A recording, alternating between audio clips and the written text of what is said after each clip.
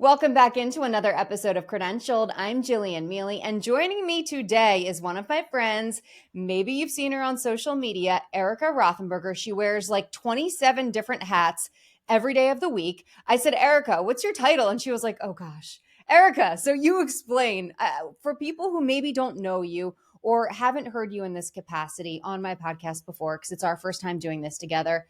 Tell us about yourself.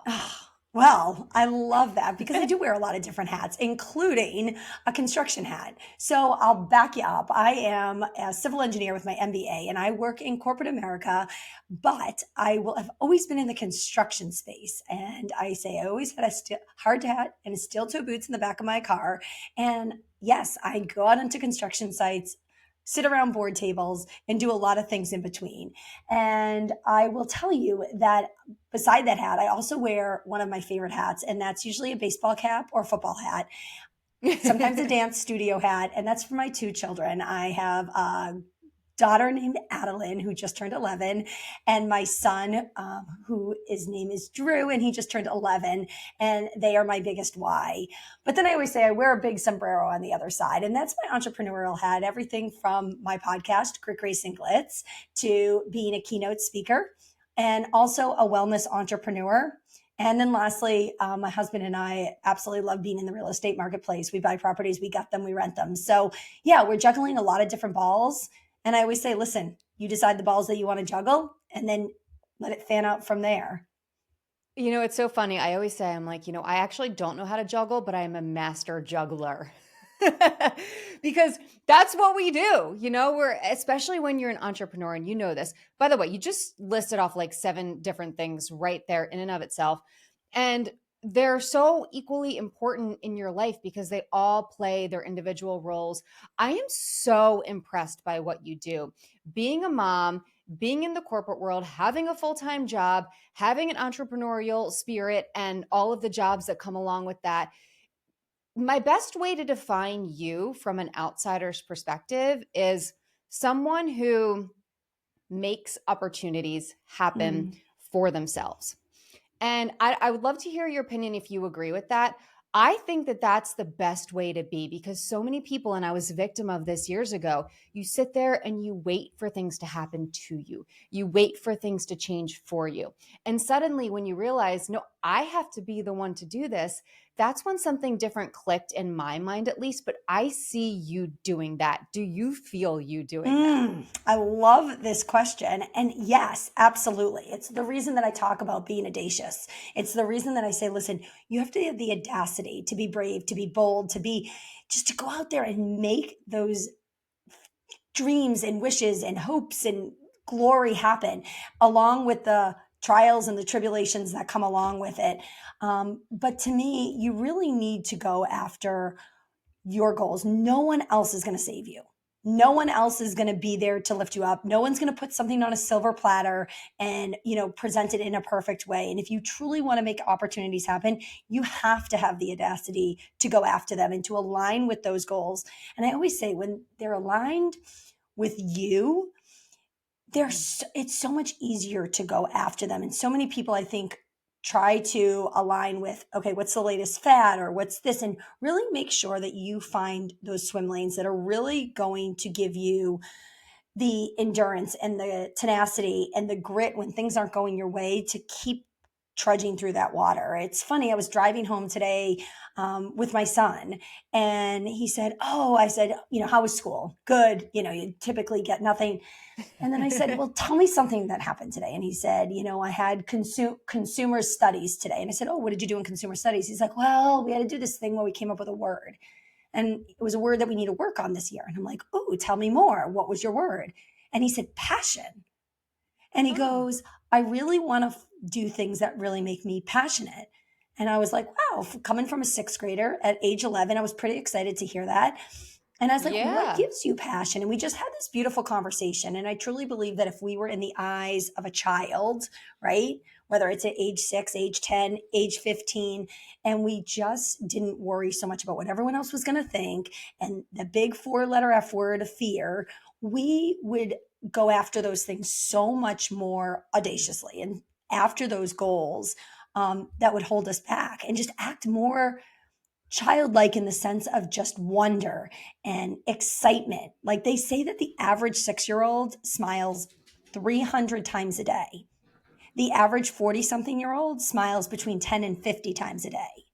Oh my gosh, that's so So I depressing. said, let's be 6 again, right? Let's be 6 again and go through life and be excited for what we're doing. And when you have that excitement and you have that passion, I always say, listen, you're everything will eventually come to fruition. Maybe not on your time scale, but it will come to fruition. Absolutely. And by the way, because everyone who watches or listens to my podcast for the most part knows Levi, my dog. He just entered the room with a ball. So if Perfect. you happen to start hearing anything, and the screen gave me a thumbs up. If you happen to start hearing any barking or grunting, that would be Levi with his tennis ball. So just a forewarning. Absolutely. And I say that's what makes us gritty, right? Like Yeah, these yeah. podcasts. And I love what you said about like let's be kids again, because I had a podcast episode over the summer. I forget exactly when I launched that episode, but it was about confidence. And I said in it, I said, let's go back to when we were kids and we had more confidence, because I know not all kids have confidence in every situation. You have two kids, you can speak to this too, but we're more fearless as kids in many respects. Kids are more fearless than a lot of adults in certain circumstances. And, when you're a kid, sure, you might be shy if you're going into first day of school or going into meeting new friend groups and things like that, but you do it because oftentimes it's like your parents are telling you like, go, go, go, you have to go. But you might have this reserved, shy nature in you, but we don't have as many fears because we don't have those life experiences of things like failure, which I don't even like the word failure. But I don't know. I think as kids, we're a little bit more brazen. We're a little bit more bold to try new things. And so I like your idea of let's go back to when we were kids, kind of coupled with my idea of confidence. Let's go back to when we were kids and all the messy stuff about life just doesn't affect us as much as it does on a daily basis. Because when we can just let that stuff go, I feel like life is better. It's a little bit easier. And then we can focus on the things we need to focus on. 1,000%. And I just think about it like, listen, we all at some point, well, most of us learned how to ride a bike, right?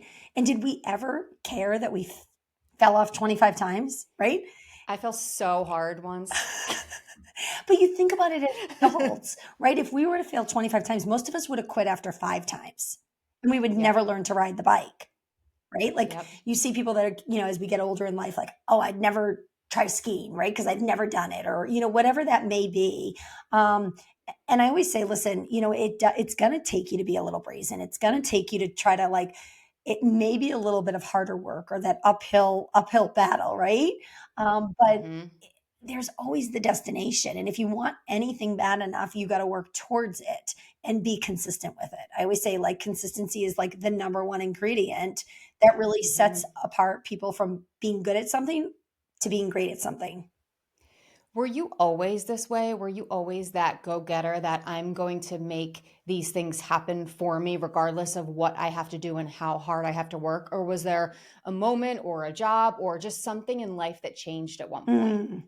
Well, there has been a couple moments, but I will say like looking back and doing some reflecting on that, I think back to like I'll give you 2 or 3 very simple examples. Like one, I remember wanting to be in an advanced math class and I wasn't placed in that class. So I went to my guidance counselor and asked them if I could use my free period, which would be for an elective, and take 2 math classes at the same time and had to get an exception.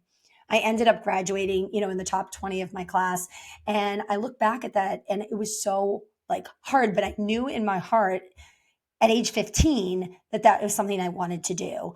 Another example is like I really wanted to start a business when I was a young girl. And I remember going around the neighborhood for $1 an hour kid that I would babysit.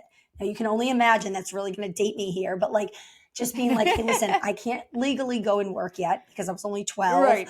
But, and I ended up starting like this business. And then long story short, that it turned into teaching swimming lessons in the pool in my backyard. And so I look back at like little things like that I think allowed me at an early age, which may be really simple little things that led me to where I am today by practicing and by going after it and kind of doing it that way. I wouldn't have said that when I look back that I was like, oh yeah, I was always that way. I think there's been certain catalysts in life. And I think what I recognized is when I was willing to do those things, right? Those hard things, um, that's what Mhm. put me 3 steps ahead, right? And compared to maybe someone who wasn't willing to do that. And so I've always looked at that as kind of a badge that I've wanted to wear to say, listen, like, and I ask myself all the time, like, what would I tell my kids? Like, would I say, hey, listen, don't try that, right? No, I would say, hey, give it a shot. No. What do you have to lose? Exactly. That going back to the whole kids reference. Yes, 1000%. My next question to you though, sort of stemming off of this is how do you do it all? Because for people who maybe follow you on social media, and if you don't at the end of this episode, we'll give all your, handles and everything where people can find you.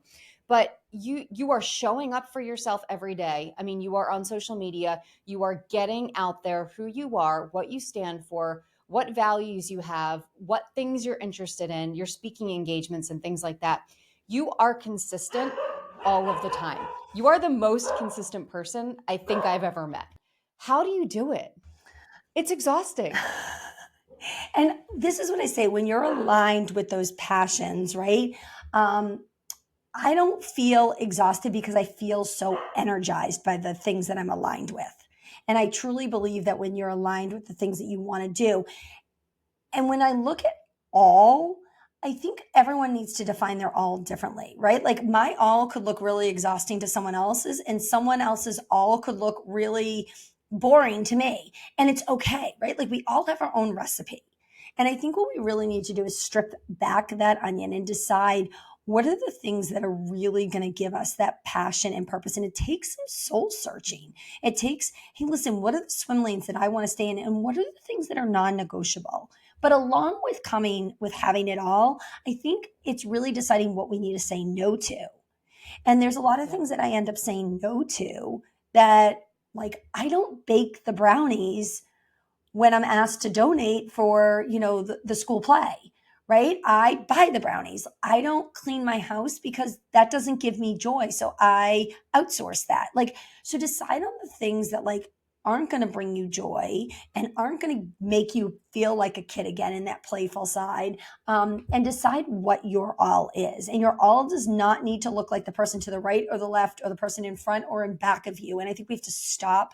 We need to put our blinders on and decide what's going to fuel our tank and then Mhm. make that decision, what that all looks like. No, I love that. And it really comes down to, stop comparing ourselves. Like just because I see you or you see someone else or someone else sees me doing XYZ and it's like, "Oh my gosh, how do they do that? I could never do that." It there's so many aspects of our lives that first of all aren't even on blast publicly all the time. Second of all, that our lives are just all different. We're all different people and we do what's right for us, but it is impressive and you do story tell what is important to you, and I want to talk about storytelling because you and I have spent a lot of time over this last year talking about storytelling, and we keep continuing that conversation. That nowadays is so Mm. important for personal brands, for individuals, for businesses, for corporations. You think about the big companies, the big brands who have been successful for a number of years through storytelling. One of them I think of is Coca Cola. And by the way, not a sponsor or an advertiser or anything. I'm giving an example. You see the Super Bowl commercials, you see what they do with their advertisements. And that's a big company, right?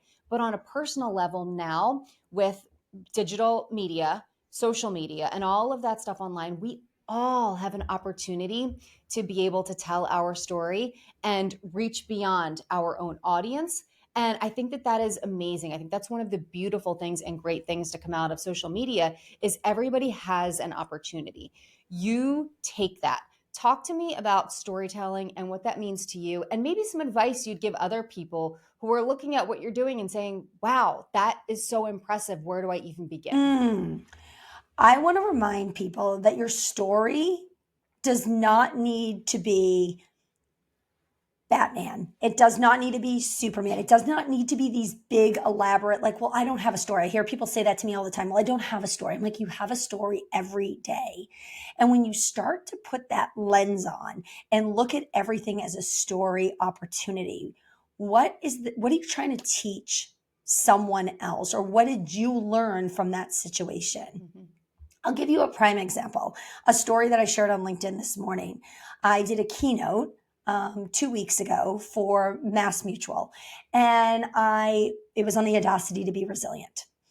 And in the audience, this gentleman who I didn't know was sitting there listening to my story. And it's part of one of the stories that I share about learning through our kids. It was about my son's business that he started called Hole in One. Collects golf balls all winter, washes them, cleans them, and sells them. He's been doing this for 3 years.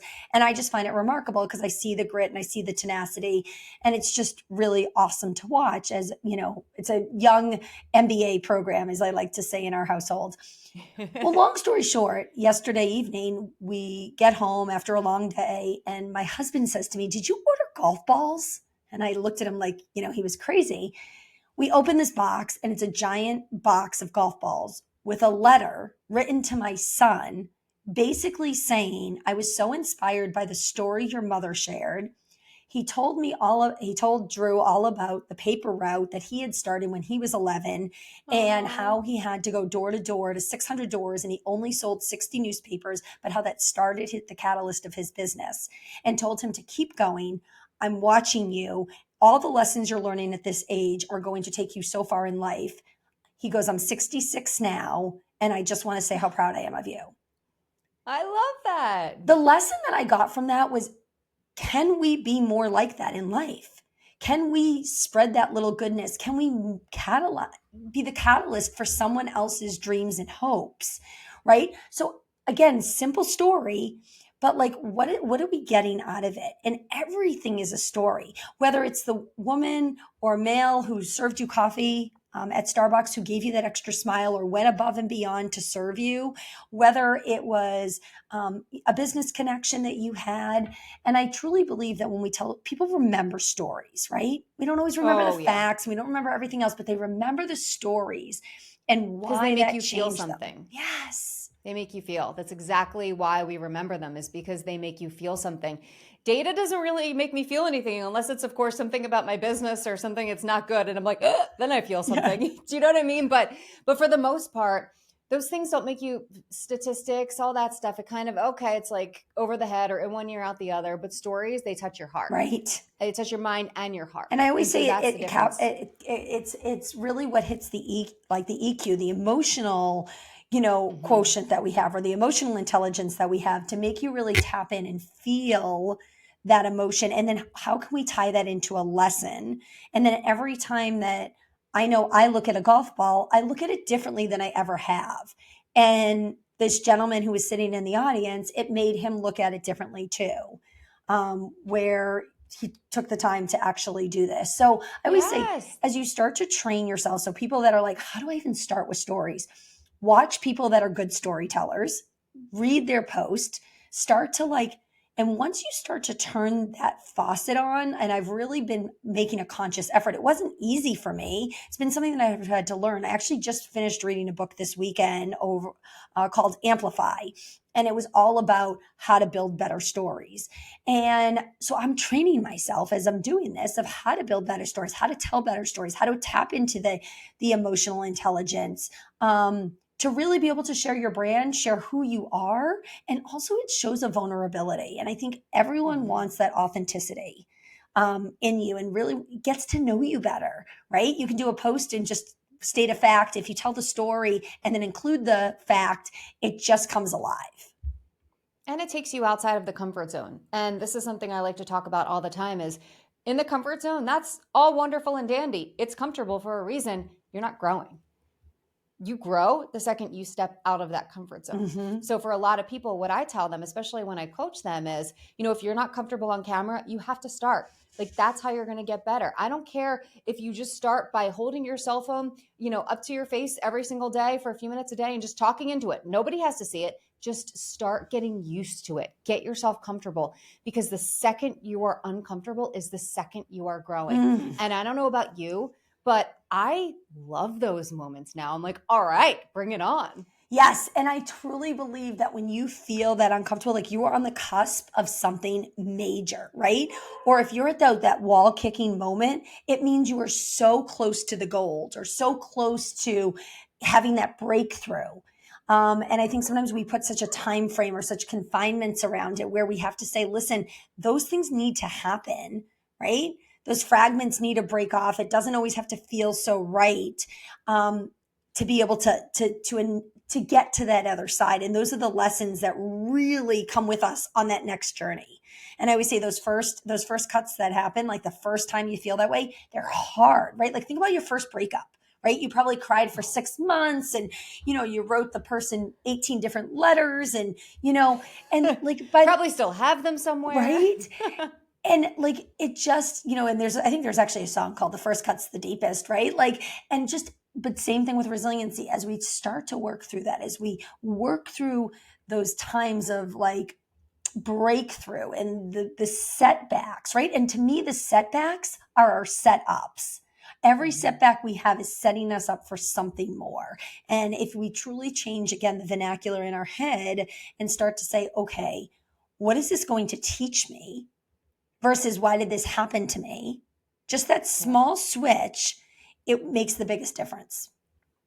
I mentioned earlier how I just really don't like the word failure, because I look at it like, okay, so maybe this path isn't working out for me, but instead of thinking, well, I've failed at this or this is a failure, I look at it as my path just is going another direction, And that's kind of how I looked at, or how I continue to look at my life as of late, with leaving my career and going on this journey of being an entrepreneur to start my own company and start my own business. I say, okay, you know what? I was riding on a train for so long, but it was someone else's train. So I had absolutely no control or even clue where the destination was. Now I'm in charge of my own train. I'm operating my own train, and I can take that thing as far as I want to go. And I love that thought. Isn't it such a beautiful thing? It really is. And, for anyone that's listening to this, like, just remember, like, just like Jillian just said, I mean, it's your train. You are the conductor, and you get to decide if you want to stop 18 times, how fast you want to go, how slow you want to go. And it goes back to that comparison. Like, just shut that off and you decide what your journey is going to look like. Okay, so last part here that I think is important to talk about, because you are very good at this, and I think people can learn a lot by hearing you talk about it as well. Relationship building, aka networking. Talk about relationships and what they mean to you, because you and I met a few years ago, and we've kept this friendship. You came to my graduation party with your husband when I graduated with my MBA, and I just love that you guys came. It was so special to me. But you are so good at cultivating and massaging and finessing and keeping relationships. Where does that come from, and what do they mean to you? I like to call them meaningful connections. And it actually is one of the keynotes that I talk about, and just building really solid relationships and letting people know they really feel seen and heard. And what we water grows, right? And I know I try to really make a conscious effort. I talk about the 3-3-30 method. And in the morning, I spend at least 3 minutes working on gratitude, right? All the things I'm thankful for, just to bring that all in. And then I make sure that in that day, I'm making 3 meaningful connections, whether that's someone new I met on LinkedIn that liked to post, whether that's someone that I meet, in the grocery store line, whether that's a new business connection, of really consciously trying to do that. And I say, what's going to set you apart? And really where that's, I'll give a couple tips of things that I would be doing is, I love leaving voice notes, right? And using You do all the time. using All the the time. audio voice notes. I'm like, girl, oh my gosh. Like, you are the only one who sends me voice notes all the time. Right? But you think about that when you think of me, and when you hear someone's voice and you hear their inflection and you hear their excitement, right? There's a different level of connection. The second thing is asking a lot of questions, like allowing the person, everyone wants to be heard. and asking those questions, dig deeper, use your, 5 W's, your what, your why, just dig into people and really want to get to know them and remember something about them that when you leave that voice note or you follow up with them, if it's not a voice note and you're not there yet, about something that came up in the conversation that was probably pretty simple, but yet had big magnitude. Hmm.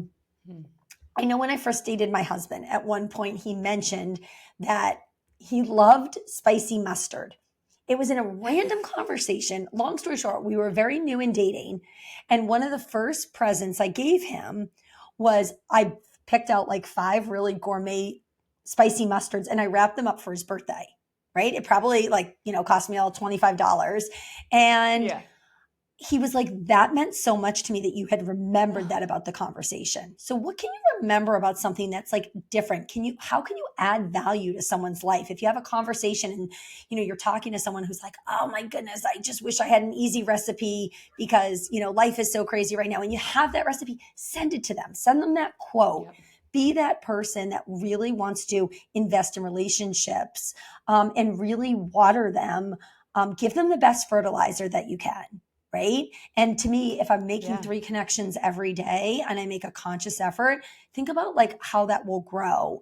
And the beautiful part is then they'll connect you with other people who may be in alignment with something that you're working on or a business plan or a new Yep. opportunity, perhaps that Never next know. job. 2 more questions for you. The first is, what's the hardest part of this whole journey? Mm-hmm. Whew, that's a deep question. I truly believe. I mean, I like to speak some truth to people too, to let them know, it's not always Yeah. easy. I talk about that a lot. So that's why I like to ask people, what challenges have you had and what would your advice be then for other people? So I will say every day I have challenges, right? And I would be lying to you to say that I don't have those wall kicking moments, that I don't have those days that I feel defeated, those days that I'm like, wow, she's ahead of me. And how did they get this? And where are they going? And why is this happening? And I think it's also learning sometimes the hardest part for me really is learning to pause, the power of the pause, and recognizing that sometimes I need that space because I am very guilty of just do, right? Like action, action, action, action, action. And sometimes like it's not really setting me up for the success that I know I can if I give it time to breathe, because I've always been the mentality, the harder I work, the more I'll accomplish. And sometimes I've recognized by taking that pause, by taking that time away, by reflecting on, accomplishments or quite frankly, the setbacks, I'm ultimately going to push myself forward. And that's Yeah. really, really hard for me to do sometimes because I'm a doer. And sometimes the best things come from really working on that inner self, but you can't work on your inner self without that quiet and without that stillness. And I don't always Yep. make time to find that. I always say, I'm like, just learn to live in the quiet, that quiet time that you have that sometimes can feel uncomfortable. Again, going back to that uncomfortable, making yourself uncomfortable to be comfortable to grow. I like that quiet time. Sure, it can feel awkward, but then when you can embrace that, and I use that time to write, I use that time to think. Sometimes I just sit there like still with my thoughts and see what transpires in my brain. I think that time is so incredibly important. And I look at you, Jillian, The and I admire that because I see you're so in alignment with that, or with what I perceive. I know I'm not in your brain or like in your day to day, but I really You're not in admire my that brain. with you, like what you do. And that's such an admirable trait to have. And it's something that I consciously need to work on, and reminding myself that there's going to be seasons. And every season doesn't have to be winning and accomplishing and moving. And that gap actually can, really set us apart by taking that time. And it doesn't I mean think it makes you it mentally doesn't mean you're stronger laying around on the too. couch and doing nothing. It just means, hey, listen, I'm Mhm. going to be with myself and I'm going to make sure that this is really where I want to go, instead of trying to get ahead. And I'll compare it to something really simple. Like, I mean, have you ever built a piece of IKEA furniture and you're like, I don't need the instructions. And then like the legs are on the wrong way and this, that, and the other. And it ends up being, It's like upside down. I'm like, well, that'll do. and then you have to do so much rework, right? And so like really make sure that you're taking the time. Like sometimes the best thing that you can do is the plan before the action. And sometimes I try to do the action before the plan, and it ends up Hmm. backfiring. Well, because we're very similar. It's like we're such hard workers and we're such go-getters and we're constantly on this hamster wheel that you're like, you see the end result. So you're just like, what do I have to do to get there now? You know? All right, I'll make it happen. My final question to you, where does your inspiration come from? Is it a person? Is it a feeling? Is it a place you've been? Like, what inspires you to do so much, to work so hard, to get out there and give these speeches and inspire other people and motivate others? What is it? Mm. Yeah, I think it's really a light from within. And I always say, be the light. And I find, through all the setbacks and the things that have happened in my own life, like I feel most rewarded when I know I can change and inspire and help someone else through my own tribulations, like, and through all my setbacks, that I can teach them indirectly. And so to me, when you can be the light for someone else, there's nothing better. I got a text today from one of my neighbors who just said, I just want to remind you, you're such a light to me. I know we don't see each other often, but you inspire me daily. And it came completely out of the blue. I actually took a screenshot and sent it to my husband because it meant so much to me. And I'm like, wow, that motivates me to be like, who else can I help? Who else can I change? And it's not because I'm sitting there with her every day or going out to lunch or, having cocktails with her. It's through But my it sounds fun. actions. Yeah. Oh, I love that. That's so nice. Is there anything else that you want to say or any other messages that you have? Mm. I just want to remind everyone that, at the end of the day, both of my kids, when they got their first communion, I gave them both a gift. And it was I think they were expecting, some grandiose gift or, new video game or bike or something. And it was nothing like that. It was actually a compass. And what I want to remind everyone of, and including myself, is that know your true north, know your why, know where you ultimately want to go. And even if the road says to go left or go right, and the direction or your intuition of where you really want to go, follow that. And every once in a while, we're going to fall off course. And every once in a while, we're going to get lost. And every once in a while, we're going to have a detour. But at the end of the day, if you stay true to your true north and your true compass in life, you will ultimately create the life that you want to. But don't try to take directions from everyone else, because sometimes I think we try to listen to everyone else's noise, and a lot of times that will really set us off. Like sometimes I'll go and I'll want 18 different opinions. I'm like, I know what the answer is. It's inside Yep. here. Yep. So listen to your true north. So I'll combine our thoughts then. Just guide your train north. I love it. That's perfect. Where can people find you? Oh, I would love for you guys to connect. I'm on LinkedIn, on Instagram, Facebook. Website is my name, first and last name, Erika Rothenberger, www.erikarothenberger.com. Would love to connect with you. Erika. Yep, and Erica with a K. But would love to connect with you. Would love to just learn with you. I'd love to be one of your 3 connections if you start to put that into Yes. play. I love that. And I love you. Thank you for joining me. You're amazing. And I hope you have a good day. I know you've got an incredible month coming up and you are going to crush it. I will be watching on social media and we'll chat. Thank you, Jillian. Thank you, Erika. And thank you for joining me for another episode of Credentialed. See you next time.